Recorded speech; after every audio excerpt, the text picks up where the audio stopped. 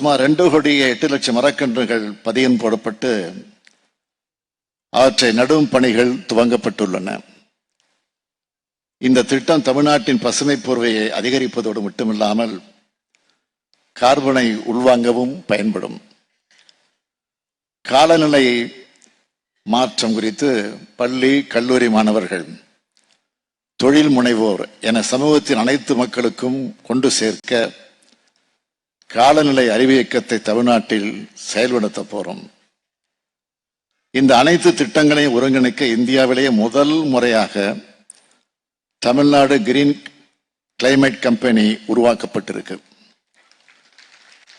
மக்கள் கடைகளுக்குள் செல்லும் போது வீட்டிலிருந்தே பைகளை எடுத்து செல்ல வேண்டும் என்பதற்கான குறியீடாக மீண்டும் மஞ்சப்பை இயக்கம் துவக்கப்பட்டிருக்கு.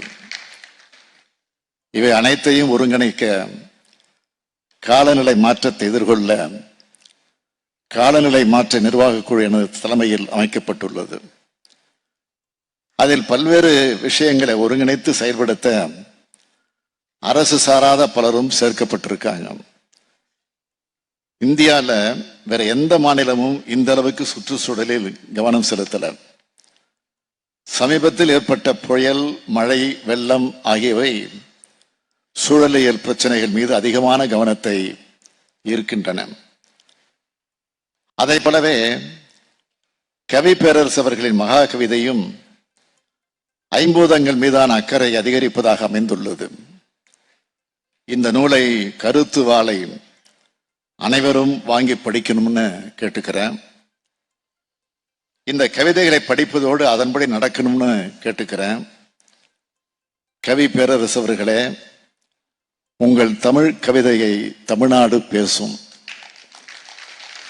இயற்கை மானுடம் பேசும், இந்த மகா கவிதையை உலகம் பேசும் என்று கூறி விடைபெறுகிறேன். நன்றி, வணக்கம்.